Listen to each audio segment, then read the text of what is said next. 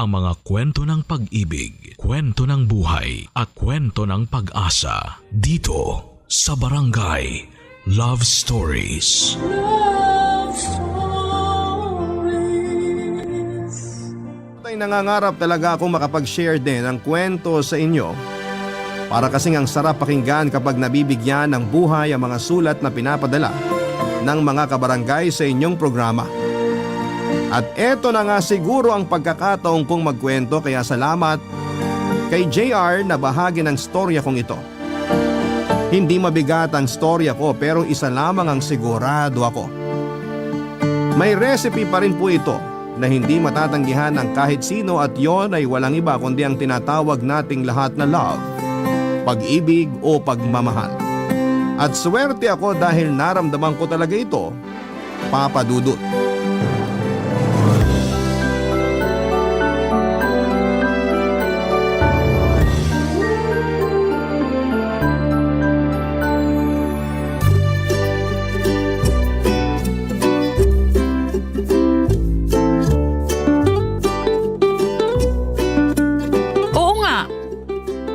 Hindi ako pwede this coming Saturday.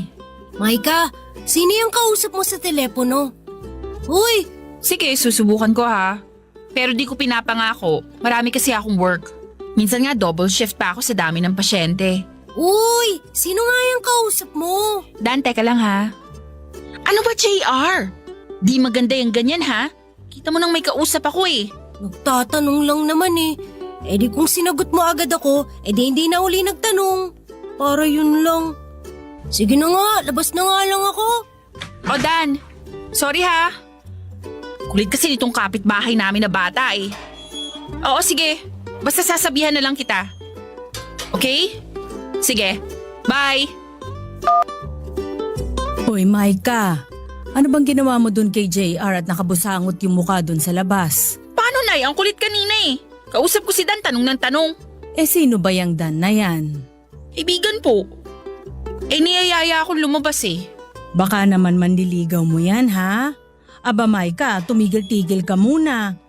Ilang buwan pa lang nang lokohin ka ng Dante na yon, papasok ka na naman sa relasyon.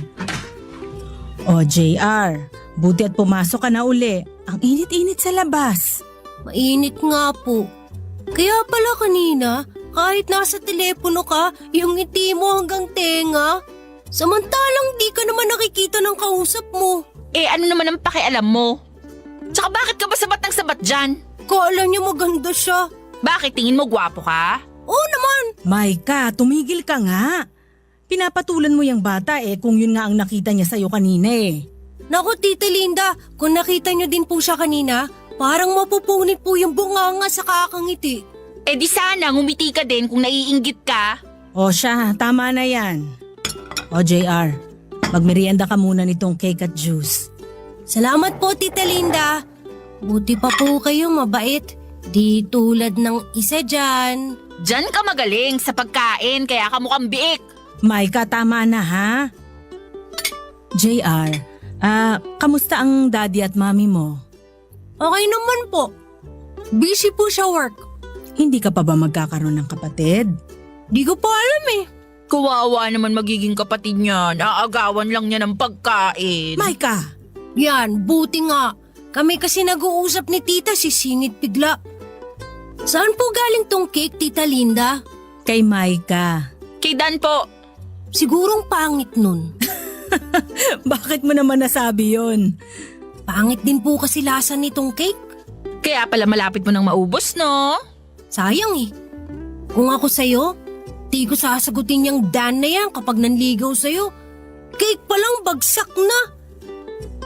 Pero bagay siguro kayo. Pangit ka din naman eh. Muwi ka na nga. Tita Linda, uwi na po ako. Baka hanapin na ako ng mami ko. Pangit! Uwi na ako. Pakisabi kay Dan, salamat sa cake kahit di masarap. Umuwi ka na nga, bansot na biik. Pangit ka naman. Biik! Pangit! Tama na nga yan. Bye, Tita! Bye, biik! Papa Dudut, 11 years old lang si JR noon pero kung magsalita ay akala mo ay matanda. Kapitbahay namin siya at malapit siya sa nanay ko dahil sa totoo lang kahit makulit ay bibo talagang mag-isip. Kapag kausap mo nga siya ay hindi mo akalain na 11 years old lamang siya. Madalas kaming mag-asara ni JR at kung minsan ay talo ako dahil napipikon ako sa pambubuskan niya sa akin. Nakakalimutan ko kasi minsan na bata pa lang kausap ko. Hindi pwedeng lumipas ang maghapon nang hindi siya tumatambay sa bahay namin dahil na rin siguro sa nag-iisa siyang anak kaya naiinip sa bahay nila kapag kasambahay lamang ang kasama niya. Pero kahit napipikon ako sa JR na yon ay natutuwa pa rin ako sa kanya. Nasasabik kasi ako sa kapatid dahil isang anak lang din ako. Biik ang tawag ko sa kanya dahil mataba talaga si JR. Siya yung tipo ng bata na namimintog ang pisngi, malaki ang tiyan at XL ang damit. Mike naman lang ang tawag sa akin ni JR kahit na halos isang dekadang tanda ko sa kanya. Nasanay kasi siya at siguro ay dahil na rin madalas kaming nag-aasaran, pakiramdam niya ay kasing edad lamang niya ako. Sweet si JR kahit ganon. Lagi niyang tinatanong sa nanay ko kung dumating na ako galing sa trabaho.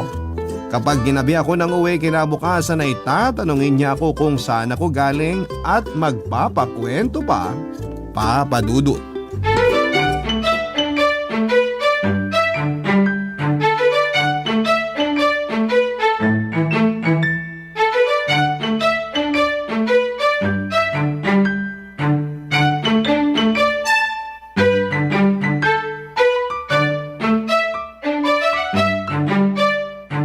Tita Linda? Tita Linda! Oh, Biik. Nasaan si Tita Linda? Namalengke, bakit? Gabi ka na naman umuwi, no? Eh ano naman kung gabi na ako umuwi? Ito, ulam. Padala ni Mami. Thank you ah. Tumulong ako sa pagluluto niyan. Naku, edi ang sama ng lasa nito. Yabang mo. Kung nga, di ka raw marunong magluto, sabi ni Tita Linda eh. Pasok ka? Wala. Hindi ka busy? At bakit? May tatanong lang ako sa'yo. Kaya lang, huwag mo kong asarin ha. Ano naman yon? Nakakaasar naman to. Di pa nga ako nagtatanong, tumatawa ka na. Na nga lang, uwi na ako. Di balin na lang. Ito naman no, niloloko ka lang eh. Ano ba yan? Tungkol sa school nyo? May assignment pa kayo? Di, Eh ano nga? kapag bang babae nililigawan, anong gusto nila sa mga lalaki? Yung totoo ha? Uy, may crush ka no? Naku, uwi na nga ako. Nagtatanong ng matino, aasarin mo. Grabe ka. O sige na nga. Iba-iba naman kasi ang mga babae. Iba-iba ang gusto namin. Halimbawa ikaw, anong gusto mo? Ako? Ang gusto ko syempre, yung mabait, maalalahanin, magaling magpatawa, gwapo, matangkad, at saka matalino. Ganun ba si Dan? Medyo. Di sasagutin mo siya para maging boyfriend mo. Pinag-iisipan ko pa. Pakilala mo naman ako sa kanya. At bakit? Wala, gusto ko lang siya makita at makilala. Masama ba yun? Sige, kapag nagpunta siya dito, papakilala kita. Sabi mo yan ha. Oo nga. O ano pa yung tanong mo? Wala na, yun lang. Kawawa naman yung liligawan mo. Yabang mo. Uwi na nga ako, kakain na kami. Mag-diet ka para sagutin ka ng liligawan mo. Oo na. Pakilala mo din sa akin ha kapag napasagot mo na. Sana. Na, baka pati siya asarin mo. Hindi. Mas gusto ko na ikaw lang ang inaasar. Ewan ko sa'yo, uwi na nga ako. Tira mo si Tito Lindo niyang ulam ha. Baka ubusin mo. Di naman ako katulad mong matakaw eh. Oo na, matakaw na. Cute naman. Diyan ka na nga. Mas masarap kumain kaysa makipag-asaran sa'yo. Kainis. Pikon! Papadudot na gulat ako sa tinanong sa akin ni JR tungkol sa panliligaw at kung ano raw ba ang nagugustuhan ng isang babae sa isang lalaki. Akala ko ay para lang siyang matandang mag-isip pero laro pala rin ang nasa utak niya. Yun pala ay nagkakagusto na rin siya sa batang babae. At hindi lang basta crush dahil parang gusto niyang ligawan. Araw-araw akong kinukulit ni JR tungkol sa bagay na yon. Tinatanong niya kung ano ang maganda niyang gawin para mapasagot ang isang babae. Nagpapaturo din siyang magsulat ng love letter. Ang gagawin ko ay susulat ko sa isang papel at ang gagawin naman niya ay kokopyahin niya sa ibang papel. Usong-uso pa noon papadudot yung stationery na iba-ibang hugis at design. Yung iba nga ay may amoy pa. Nag-iipon din daw siya para makabili ng panregalo at ballpen na may amoy para daw mabango ang sulat niya kapag binigay niya ang mga love letters na ginagawa namin. Nakakatuwang makita si JR na kinikilig kapag binabasa na niya ang love letter na natapos ko. Naisip ko tuloy noong mga panahong yon kung paano kaya kung ang lahat ng lalaki katulad ni JR manligaw. Paano kung ang diskarte ng panunuyo ng mga lalaki ay tulad ng style ni JR? Ako ay kinikilig kasi totoong-totoo siya. Walang ibang halong intensyon kundi ang masabi lamang talaga niya ang nararamdaman niya. Baka kung uso na noon ang salitang sana all ay nasabi ko na sa kanya ng mga panahong yon, papadudot dahil sa sobrang pagkakilig na nararamdaman ko. Barangay Love Stories. Barangay Love Stories. Ilang linggo pa ang nagdaan, papadudot, at parang nagkaroon na kami ng session talaga ni JR tungkol sa mga diskarte niyang panliligaw, pero ayaw pa rin niyang ipakilala sa akin ang babae. Kapag na lang daw napasagot niya sa kanya sa akin ipapakilala. Sinabihan pa niya ako na secret lang daw namin yon at huwag na huwag kong sasabihin sa parents niya at sa nanay ko. Tinupad ko naman yon dahil ayaw kong mawala ang tiwala sa akin ni JR kahit kasi malayo ang agwat ng edad namin, papadudot. Tinuturing ko naman kasi siyang kaibigan at hindi lang basta batang kapitbahay namin. Kahit na panliligaw na ang madalas naming pagkwentuhan, lagi ko pa rin pinapaalala sa kanya na darating din ang tamang panahon para doon. At yun ang dapat niyang hintayin. Pero syempre lahat naman tayo ay dumadaan sa ganong stage. Kaya para maramdaman naman niyang kaibigan rin niya talaga ako ay support pa rin ako sa kanya. Pero hindi pa rin nawawala ang kanyang kakulitan. At ang isa pang kinukulit sa akin ni JR noon ay ipakilala ko daw siya kay Dan na manliligaw ko. Gusto raw niyang makilala para matulungan niya akong magdesisyon kung sasagutin ko ba ang nanliligaw sa akin o hindi. Pero papadudot kahit na ilang beses nang pumupunta si Dan sa bahay, sinasadya kong huwag sabihin kay JR dahil sigurado kung aasarin lamang niya ako. At baka pati si Dan ay asarin niya at nakakahiya yon.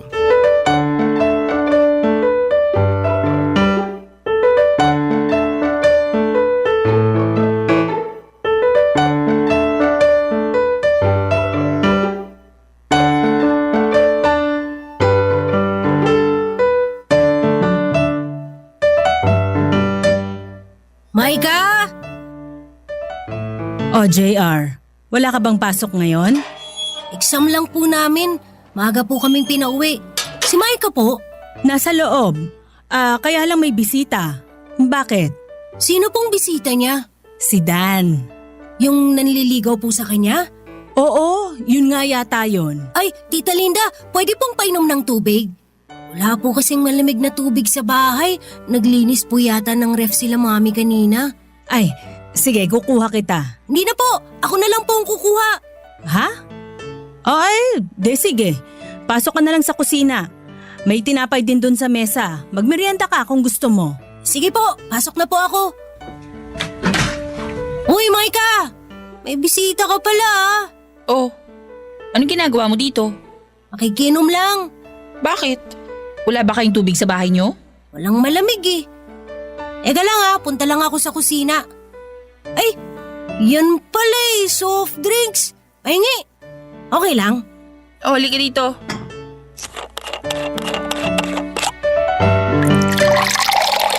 Oh, to.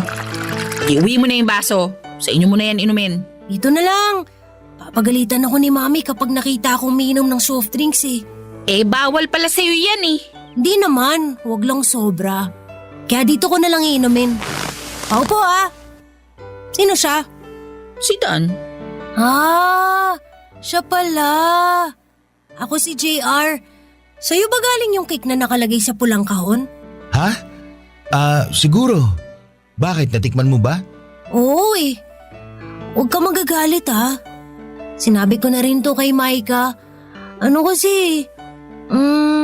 Hindi masarap. Umuwi ka na sa inyo. Okay lang. Cool nga tong batang to eh. Kita mo na? Maika, masyado ka kasi sa akin eh. Teka, nililigawan mo si Maika? JR! Tinatanong ko lang naman eh. Bakit mo siya nagustuhan, Kuya Dan? Kasi mabait siya. Saka tingnan mo naman, maganda. La, maganda. Ha, mabait?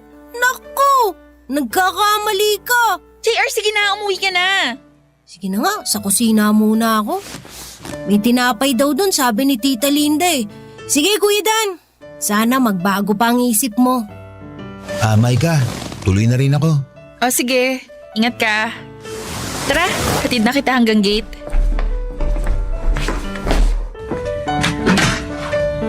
Nay, uwi na raw po si Dan. Mauna na po ako. La, wag muna Kuya Dan, bata ka pa. Mapagbiro ka rin pala ah. Hindi joke yun, totoo yun. Ay tita, tuloy na po ako. O siya, sige. Mag-ingat ka ha. Ingat ka, Dan. Bye. Ikaw talagang bika, lagi ka na lang nang-aasar eh. Ayan na naman kayong dalawa. Diyan na nga muna kayo at may aayusin pa ako sa kusina. Yun pala yung Dan. Tama ako. Parang yung cake niya lang, pangit. Pero kahit pangit ka rin, hindi pala kayo bagay. May mas bagay pa para sa'yo. Tumigil ka na ha, naasar na ako. Sabi mo sa akin kapag nagpunta yun, ipapakilala mo ko. Ba't di mo ako tinawag? Nakalimutan ko eh. Hindi pa ako nagpunta rito. Di ko malalaman na nandito pala yun. Huwag mo sagutin yun ah. At bakit naman, Aber? Bakit? Balak mo siya sagutin? Oo, sana eh. Huwag nga eh. Oh, ba't ka iiyak? Hindi ako iiyak. Iiyak ka na eh. Iiyak na yan. Hindi nga. Nakakaasar ka kasi. Inano ba kita? Oh, tutulo na yung luha mo. Hindi sabi ako iiyak eh. Eh bakit ka galit? Saka bakit ka ba kasi nagpunta dito? La, uwi na ako. O ito, bibigay ko yan dapat sa'yo kaya ako nagpunta rito sa inyo eh. Ano to? La, uwi na ako. Hoy, JR! Binibiro ka lang! O bakit naririnig ko na humihiyaw si JR? Ininis mo na naman yung bata, no? Ano ba yung binigay sa'yo? Hindi ko po alam eh, nakalagay kasi sa plastic. Teka po. Ah! Sulat. Chocolate. Teka po. Ito yung sulat na ginagawa namin eh. Ha? Ano? Wala po. Ito yung nilalaro namin. Ay, ewan ko sa inyo. Sige po, Nay. Pasok na muna ako sa kwarto. May gagawin po pala ako. Papadudot na gulat ako kay JR at kitang-kita ko sa mukha niya ang galit habang pinipigil niya ang pag-iyak. Pero mas nagulat ako nang tingnan ko ang laman ng plastic na ibinigay niya sa akin. Nandun yung mga love letters na sinulat ko na sinulat ulit niya sa stationery. Ginawa niya yon para sa akin. Ako ang sinusulatan niya. Nung una ay natawa ako pero habang binabasa ko ang sulat bago ako natulog ay bigla akong naawa kay JR. Noon ko lang naintindihan na kaya pala ganoon siya sa akin at ayaw niyang may nanliligaw sa akin ay dahil may gusto siya sa akin. Naisip ko tuloy na nasasaktan ko pala siya sa tuwing inaasar ko siya. Nasasaktan ko siya nang malaman niyang nililigawan ako ni Dan at mas nasaktan siya nang sabihin ko na bala kong sagutin ang nanliligaw sa akin. Papadudot Papi Love ang tumama kay JR. Hindi ko yun sinabi sa nanay ko dahil baka may iba ang interpretasyon niya. Tinago ko yon sa sarili ko. Matapos ang pangyayaring yon ay hindi na nagpunta sa amin si JR, Papadudot. Kapag tinatawag ko siya ay hindi niya ako pinapansin. Kapag pumupunta ako sa kanila, nagtutulog-tulugan. Ayaw niya talaga akong kausapin. Natakot tuloy ako na baka madala si JR na sumubok na manligaw o magmahal kapag nasa tamang edad na siya dahil maaga siyang nasaktan at ako pa ang nakapanakit sa kanya.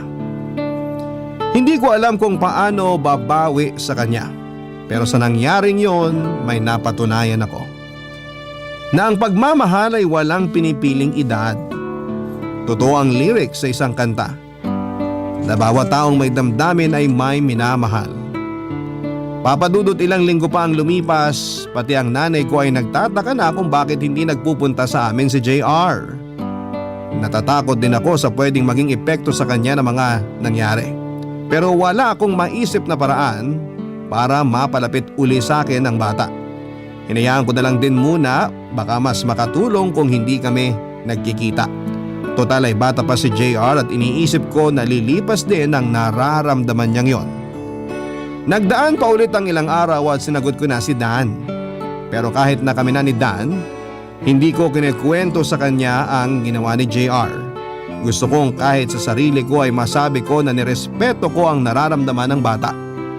Pero papadudot sa pagsasama namin ni Dan ay dumating ako sa puntong nasabi ko sa sarili ko na dapat pinaniwalaan ko si JR sa sinasabi niya sa akin na huwag kong sagutin itong si Dan.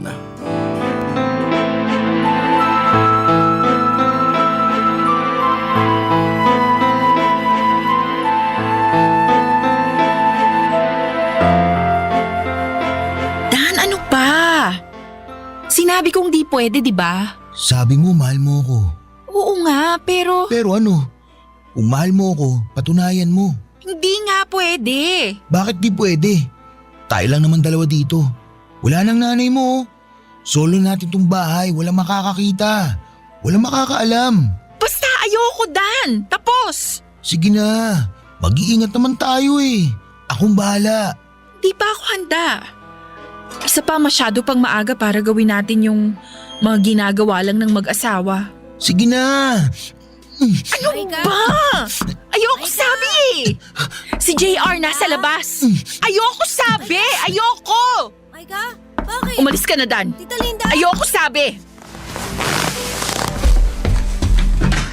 JR, Binuksan ko na yung gate ha. Parang naririnig kasi kitang nagagalit eh. Anong ginagawa mo kay Maika? Bakit siya umiiyaw? may kailangan ka ba? Wala. Narinig kasi kita mula sa labas kaya pumasok ako. Loko kang bata ka. Aray! Bakit mo ako binatukan? Lumayas ka na nga, Dan. Pati bata pinapatulan mo. Malaki ka lang eh. Buisit.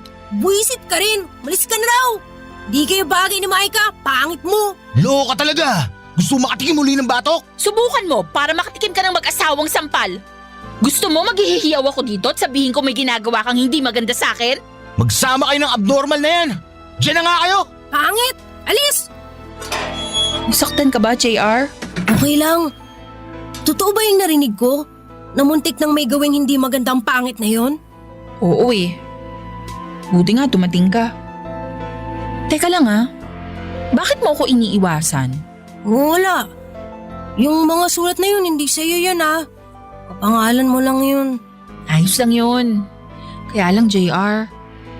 Siguro naman maiintindihan mo ko kung sasabihin ko sa'yo na Nabata pa ako? Na maliit ako at mataba? hindi naman yung maliit ka at mataba. Pero bata ka pa talaga eh. Kaya wait ka lang muna. Eh, kapag tumanda na ako, Malay natin. Pero sa ngayon, kalimutan mo muna yan. Okay? Eh parang kapatid na kita eh. ayaw kita maging ate. Ano ka ba naman? Uwi na ako. Mag-ingat ka ah. JR, magkaibigan pa rin tayo ha. Sige. Bahala na. Uwi na ako. Biik!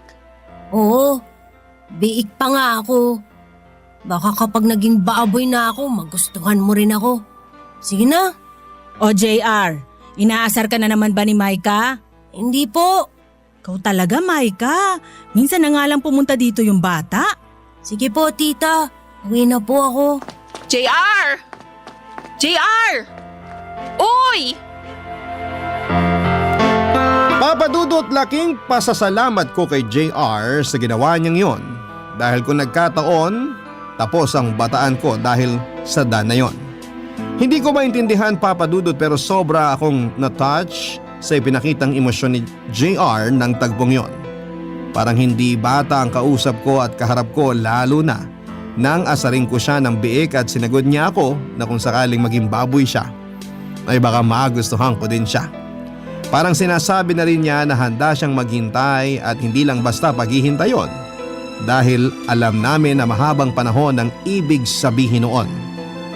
Malayo kay Dan na nagmamadali, na gusto niya kaagad akong makuha sa paraan na gusto niya. Sana lahat talaga ng lalaki ay katulad ni JR. Sana lahat ng lalaki ay marunong maghintay.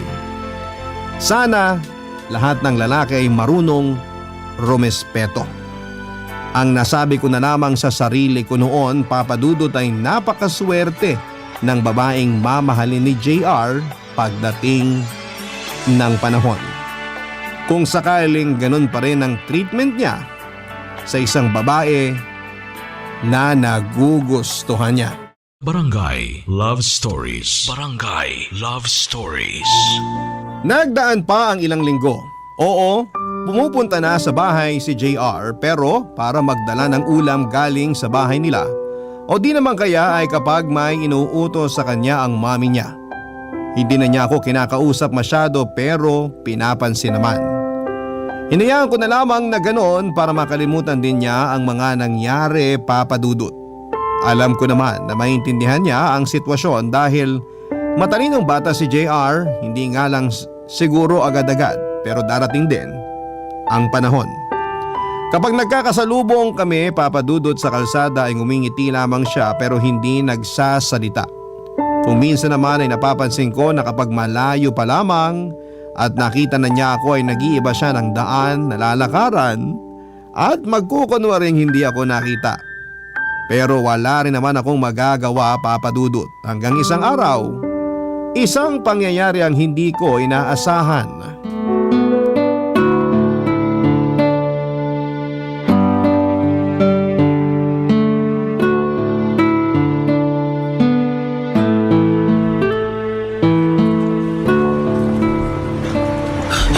Maika! Maika! Please, mag-usap tayo!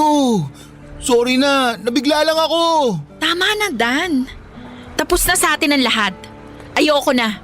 Wala na tayo. Painggan mo naman ako. Handa akong bumawi sa mali ko. But please, give me another chance. Pwede ba, Dan? Sana nag-isip ka muna nun bago mo ginawa yung isang bagay na hindi mo dapat ginawa. Nabigla lang ako. At paano kung mabigla ka uli? Uulitin mo na naman.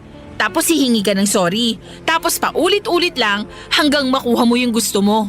Ay ka naman. Dan naman! Pwede ba? Isa pa nakakahiya. Nandito tayo sa kalsada. Habol ka ng habol. Tama na, ayoko na. Magpapaliwanag nga ako. Bigyan mo lang ako ng isa pang tsansa. Papatunayan ko na mahal talaga kita. Kung mahal mo ko, Dan, hindi mo gagawin ang bagay na ginawa mo. Please lang, huwag mo na akong sundan. Pero Maika, mahal kita eh. Iwan mo ako, nasasaktan ako. Ayaw mo kasi mainig eh. Sinabi ko naman sa'yo na babawi ako sa'yo. Hayaan mo lang na maging tayo uli. Daig mo pang bata, Dan, ha? Buti pa si JR marunong makaintindi. Hindi tulad mo. Ang init na ng katawan, ang kitid pa ng utak. Huwag mo ko ikukumpara sa bake na yun, Maika. Biik? Oo, siguro kasi matabang bata. Eh ikaw, baboy. Dahil sa ugali at ginagawa mo. Diyan ka lang. Huwag ka na susunod. Kung hindi, hihiyaw ako. Maika! Maika! Oy, JR! Hintayin mo ako. Sabay na tayo. Maika! Huwag kang susunod. JR! Sabay na tayo. Maika! Sabing huwag ka susunod eh. Maika! Sasakyan! Huwag ka tumawid! Maika!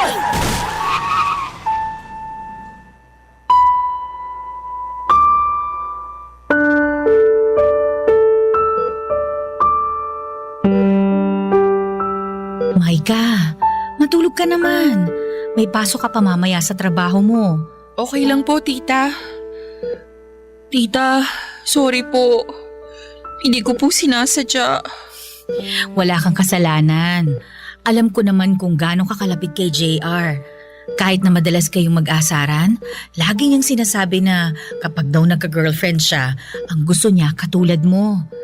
Ang gusto niya kasing ganda mo. Ay, naku, madalas ngang sabihin sa amin ni JR na gusto ka raw niya pero wag daw naming sasabihin sa'yo. Excuse po, kailangan po nating mabili itong nasa reseta. Sana po mabili agad. Ay, sige po ma'am. Maika, sandali lang ha. Bibilhin ko lang ito. Sige po, ako na po muna magbabantay dito.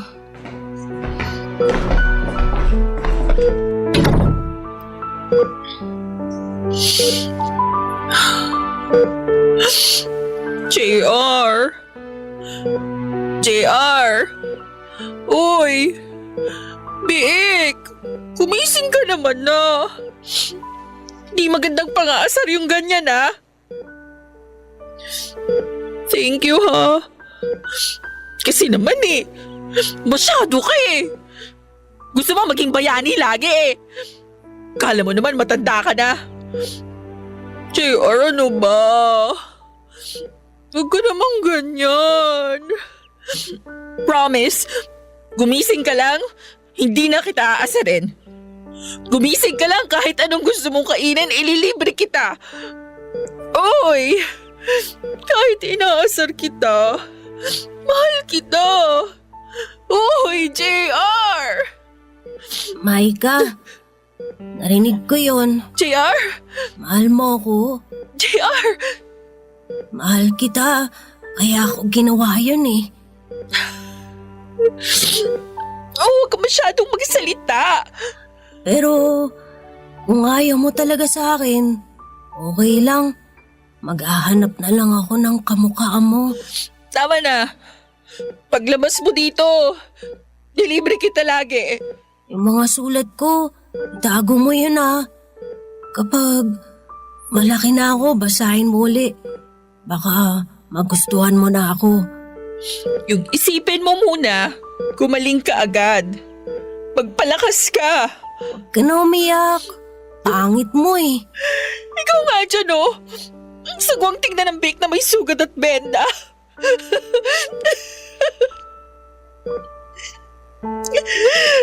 Thank you Maika, kapag 18 na ako, tapos wala kang boyfriend o kaya asawa, ligawan kita 27 na ako doon.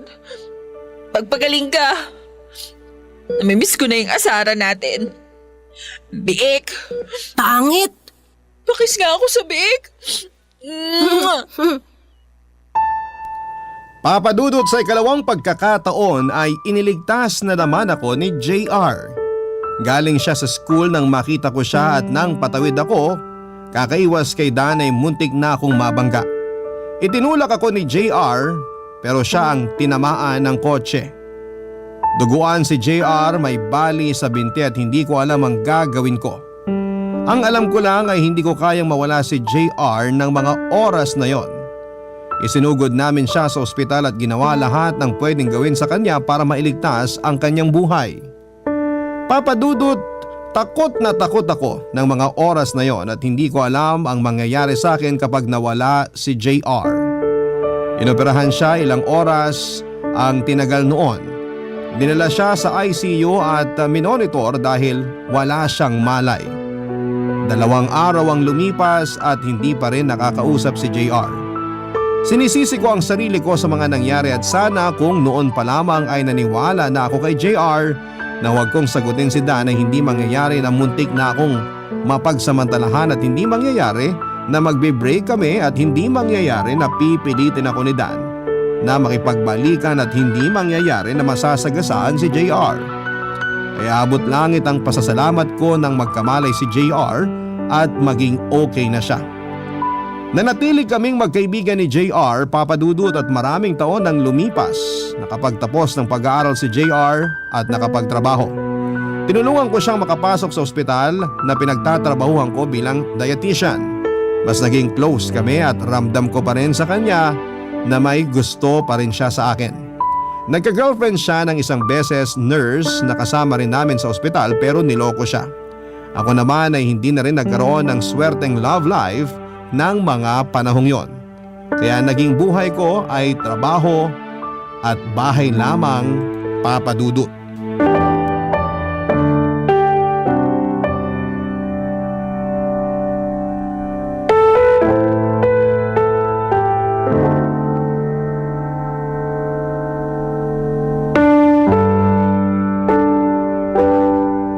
Mukhang pagod ka.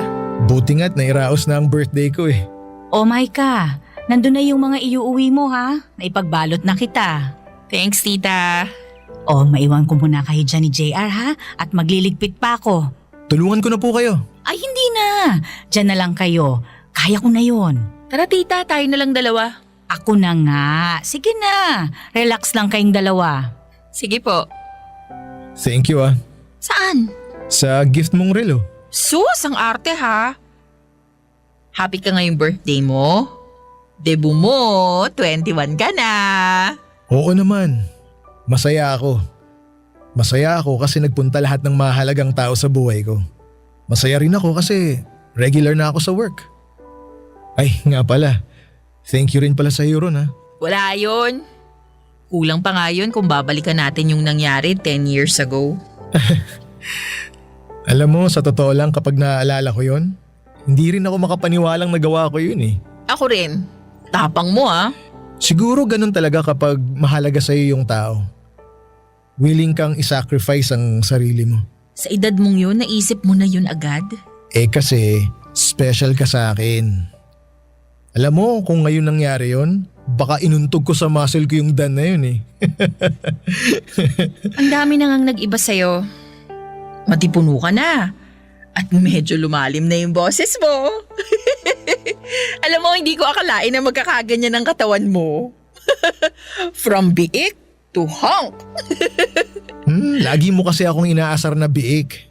Eh, kaya hindi ko na hinayaan na maging baboy ako paglaki. Pero ikaw, Pangit pa rin. hindi. Maganda ka pa rin. Bola. Totoo. Walang nagbago sa'yo.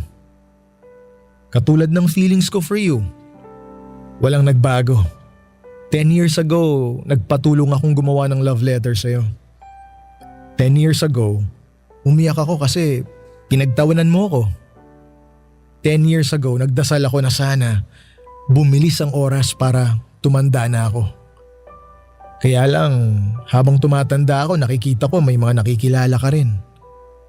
Sabi ko, baka wala na. Baka di talaga pwede. Sorry pero every time na nakikipag-break ka sa nagiging boyfriend mo, kahit papano, nagkakaroon ako ng pag-asa.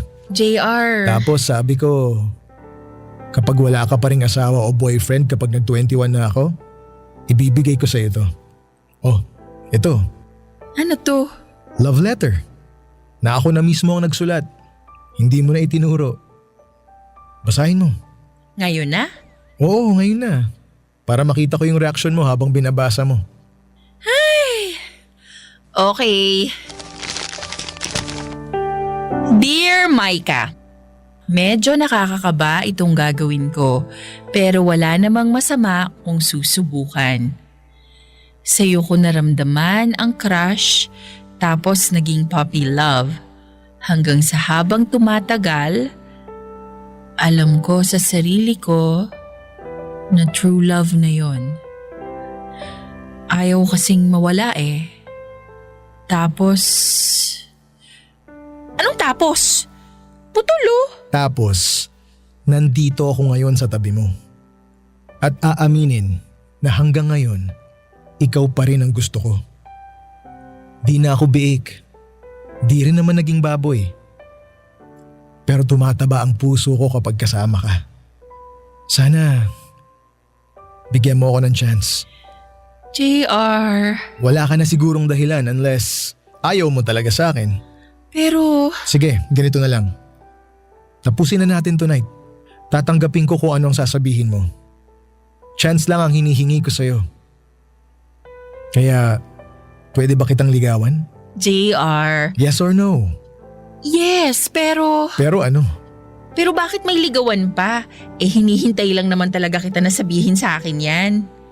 Di mo ba napansin? 2 years ago ang last relationship ko. At umaasa rin ako na baka may nararamdaman ka pa rin sa akin hanggat wala ka pang girlfriend. Totoo? Ayaw mong maniwala. Kasi Naniniwala ka na? I love you noon pa. I love you too. Sulit ang paghihintay ko. Thank you. Ito ang pinakamagandang regalo na natanggap ko. Salamat. Mahal na mahal kita. Papa Dudut, pwede palang mangyari na kahit malayo ang edad ng dalawang tao ay pwede kayong maging matalik na magkaibigan. Marami kayong matututunan sa buhay. May mga bagay kasi na hindi nakikita ng mga matatanda na mas malinaw sa mga bata. May mga bagay na naiintindihan ng mas matanda pero mas nakakaunawa pala ay ang mas bata. 33 years old na ako at si JR naman ay 24 years old, Papa Dudut. Kami pa rin ni JR hanggang sa ngayon at nag-propose na rin siya sa akin. Mukha naman akong bata kaya hindi naman ako naiilang kapag magkasama kami. Kung paano yon nangyari ay hindi ko rin po alam. Ang malinaw lang sa amin ay totoo ang nararamdaman namin sa bawat isa. Masaya kaming magkasama dahil nagsimula kaming magkaibigan, nag-aasaran at ngayon ay 2 taong totoong nagmamahalan. Papa Dudut, maraming salamat po kung mabibigyan ng pagkakataon na mapili ang kwento kong ito. Para naman sa mga nakikinig, wala talagang imposible kapag puso ang nagsalita. May sarili siyang lengguwahe na hindi kinakailangan ng edad at karanasan para magkaintindihan, basta wait ka lang. Ang inyong forever kapuso at kabarangay, Micah. Kwentuhan naman tayo dito sa comment section.